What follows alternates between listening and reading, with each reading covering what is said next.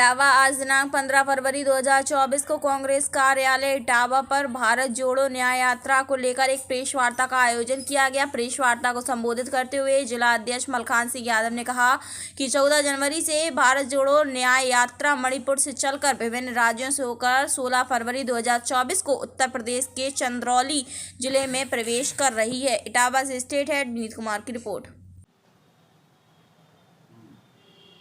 जी, आज आपने प्रेस वार्ता बुलाई भारत जोड़ो यात्रा को लेकर, तो क्या तैयारियां हैं और भारत जोड़ो यात्रा का आगे क्या रूट रहेगा और क्या मैं करें? देखिए, 14 जनवरी से मणिपुर से यात्रा प्रारंभ हुई और विभिन्न राज्यों से होकर के 16 फरवरी को उत्तर प्रदेश के चंदौली जनपद में प्रवेश कर रही है। और निश्चित रूप से भारत जोड़ो यात्रा, जो भारत जोड़ो न्याय यात्रा है, इसका उद्देश्य है युवाओं को न्याय दिलाना, किसानों को न्याय दिलाना, महिलाओं को न्याय दिलाना, मजदूर को न्याय दिलाना और भागीदारी का न्याय दिलाने का काम है। और निश्चित रूप से समाज और सभी वर्गों के लोगों को इस यात्रा से न्याय दिलाने का काम किया जा रहा है। अब तक यात्रा में जितने भी राज्य पड़े, जितने भी राज्य में से होकर के निकली है यात्रा, वहाँ पर भारी मात्रा में लोगों ने इस यात्रा का समर्थन किया। और भारी मात्रा में लोग राहुल गांधी जी की यात्रा में जुड़े और उन लोगों से बातचीत की राहुल जी ने, और निश्चित रूप से उनकी भावनाओं को समझने की कोशिश की। तो 16 तारीख को चंदौली से आ रही हैं और हम लोगों को यहाँ से 21 तारीख को हमें पॉइंट दिया गया है, अकबरपुर देहात में मिला है हमको। तो अकबरपुर देहात से लेकर के पूरा जनपद के सभी कार्यकर्ता लगभग 200 लोगों के साथ वहाँ पर उनका स्वागत करेंगे और स्वागत करने के साथ उनके साथ साथ चल करके झांसी तक जाएंगे और जैसे ही मध्य प्रदेश में जाएंगे वहाँ से हम लोग वापस आ जाएंगे। जिस तरह से किसान धरना दे रहे हैं दिल्ली में एमएसपी को लेकर, तो क्या लग रहा है आपको, क्यों मांगे नहीं मानी जा रही किसानों की? देखिए, ये जो सरकार है, मोदी सरकार है, एक तानाशाह सरकार है। किसान पहले भी मैं समझता हूँ एक करीब 8 महीने तक वहाँ पर धरने पर बैठे रहे और कई किसानों ने शहादत भी दी, लेकिन उनको फिर उनसे कहा गया कि हम इस कानून का संशोधन करेंगे इस कानून में, लेकिन अभी तक कुछ नहीं हुआ। आज फिर धरने पर बैठ गए हैं। निश्चित रूप से किसानों के साथ राहुल गांधी खड़े हैं और किसानों के साथ कांग्रेस पार्टी खड़ी है। उनके कदम से कदम मिला करके कांग्रेस पार्टी काम करेगी। लेकिन किसानों के धरने में अभी तक कोई राजनीतिक पार्टी के कोई बड़े नेता शामिल नहीं हुए, लेकिन लगातार किसान वहाँ पर धरना दे रहे हैं।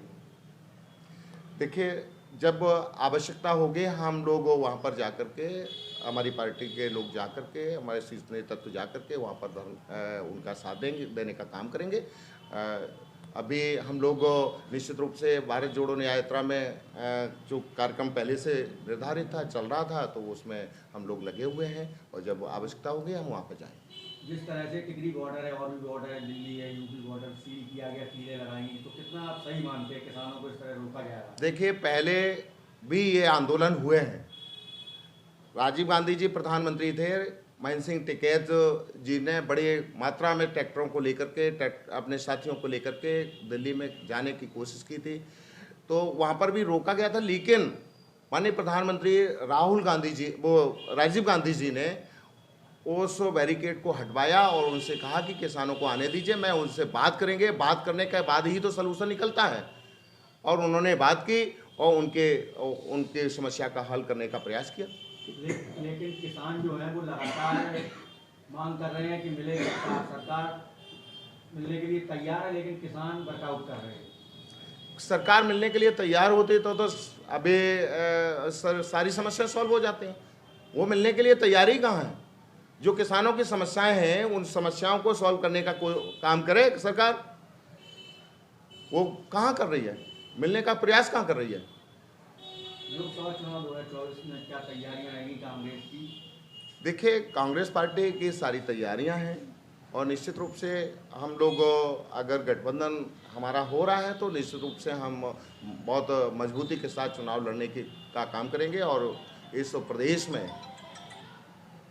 में मजबूती के साथ हम खड़े होंगे, मजबूती के साथ खड़े होकर के चुनाव लड़ करके इनको हराने का काम करेंगे। कि जिस तरीके से गठबंधन तितर-बितर हो रहा है, लोग हट रहे हैं, उस स्थिति पे आप क्या कहना चाहेंगे? अब लोग हट रहे हैं तो उनसे पूछा जाए कि क्यों हट रहे हैं आप। ये मैं नहीं बता सकता हूँ, वो तो वही बता सकते हैं कि क्यों लोग हट रहे हैं। जिस तरह से राम मंदिर को लेकर राजनीति हो रही है, 22 जनवरी को उद्घाटन हुआ, सपा उसमें शामिल नहीं हुई। इटावा में एक मंदिर बनवाया जा रहा है अखिलेश यादव के द्वारा। वो जब कह रहे हैं कि जब वो मंदिर का हम उद्घाटन कर लेंगे उसके बाद ही राम मंदिर जाएंगे, किस तरह से देखते हैं आप? देखिए, राम मंदिर हमारी पार्टी के लोग, मेरे प्रदेश अध्यक्ष, मेरे इस उत्तर प्रदेश के प्रभारी, ये सारे लोग गए वहाँ पर, अयोध्या गए और दर्शन किए जा करके।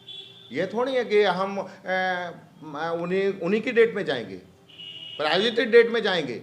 वो तो एक भारतीय जनता पार्टी का कार्यक्रम था, उस भारतीय जनता पार्टी के कार्यक्रम में मेरा जाना उचित नहीं था।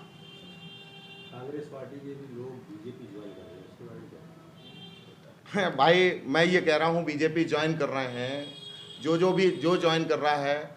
अब आप ये बताइए, एक लड़का अगर बाहर निकल जाता है, घर से चला जाता है, तो लड़के से पूछा जाएगा कि क्यों निकले बाहर, क्यों जा रहे हो बाहर। बाप से थोड़ी सवाल किए जाएंगे। लड़के से पूछा जाएगा कि भैया क्या परेशानी थी, क्यों जा रहे हो बाहर। ये तो आपको जानकारी होगी ना, कहीं ना कहीं कुछ ना कुछ तो कमी रही होगी। नहीं, मैं कोई कमी नहीं। अब उनको क्या कमी महसूस की उन्होंने, उनसे पूछिए जाकर। लेकिन समाजवादी पार्टी ने आरोप लगाया कि सपा के कोई कार्यकर्ता भाजपा में शामिल नहीं हुए हैं, सब तरीके से फर्जी ड्रामा है भाजपा का। निश्चित रूप से एक छोटे से हॉल में ये कहा जाता है कि 1400 लोगों को हमने ज्वाइन करवाया है, जिसमें 400 लोग नहीं बैठ सकते हैं, उसमें 1400 लोग कैसे ज्वाइन कर सकते हैं। निश्चित रूप से